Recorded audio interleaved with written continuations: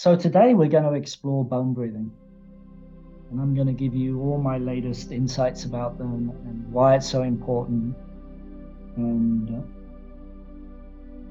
and I think you're going to notice when you bring this teaching into your daily life that you will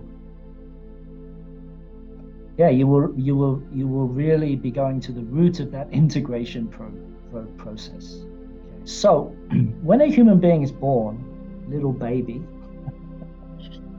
they're full of what the Taoists call Jing. Just like there's so much Jing and there's not much Shen, right? There's not much awareness. And if those of you that are mothers, you know that a lot of times the baby's sleeping for, 20 hours out of the day, and they seem to be in another world. And they are, they're in another dimension. They're in what the Taoists call is that they're still remembering the early heaven state. They're remembering the bliss, the ocean of bliss. Okay. And the way they experience that ocean of bliss is through the Jing. The Jing is like, I've talked about this before, but the Jing is like the intelligence of the life force that creates structures. Okay. And not just physical structures, but energetic structures. So a little baby is an embodiment of Jing, and there's not much, there's Jing and Qi, we would say, but there's not much Shen. There's not much awareness in the child yet. And this is why when the child smiles and recognizes the parent or the father or whatever, or laughs or something like that, it's a beautiful moment in the child's life because the Shen has started to wake up. The awareness has started to wake up. Okay. Now, what happens as we age is what happens for most people. It's not for everyone, there are certain levels of souls that come in, like we could say, the more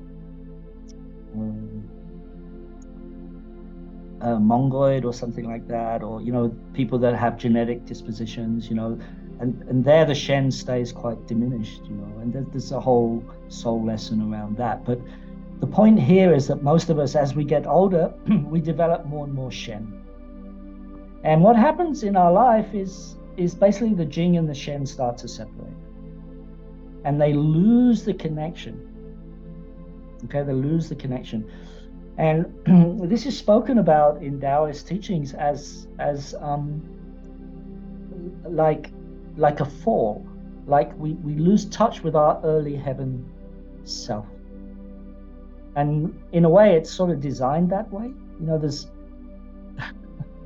because if we didn't lose touch with it, we'd all probably just sit around, just remembering where we came from and, not being very creative, So there seems to be some intelligence built into this forgetting, and separating. And so what happens is the Jing and the Shen start to separate. And this can actually become very extreme, where the Shen starts to take over and we lose more and more of our bodily awareness, more and more awareness. We lose touch with this early heaven self of ourselves, and we tend to then just live in the Shen. We can live in the mind, if you like. Okay, Shen is like another word for mind, but it's a lot more than mind. It's the awareness of the life force. Okay, so the Jing is like the structures of the life force, and the Shen is like the awareness of those structures, and that awareness is infinite. It's infinite. That's why our minds are infinite. Okay. But the important thing is that the Jing and the Shen, they start to separate. And actually a human life, when we're born, we're full of this Jing. And often when we die, our Jing is very diminished and our Shen is starting to leave our body and, like come out of the body. And we call that death. We call that like where the Jing and Shen didn't integrate and something happens, right? And so Jillian was talking about this. She's very fascinated with this connection between the infinite and the body, we could say the Taoist would say the animal, that we have this instinctual animal self that's mostly Jing, and we have this soul immortal self that's mostly Shen. They have both within them, like as I've explained to you many times before, we cannot separate Jing, Qi, and Shen. They're always present, right? But for the purpose of understanding human evolution, it's really important to separate them out initially.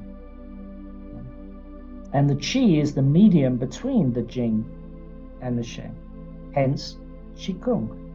So the Qi allows us to bring together the Jing and the Shen. This is what all Qigong practices, Tai Chi practices. It's the ability to harmonize the Jing and the Shen together. So bone breathing is the essence of that aspect, because you're working with probably the most deep aspect of your Jing, which is your bones. Okay. And you're bringing Shen, awareness, breath and awareness, into the bones.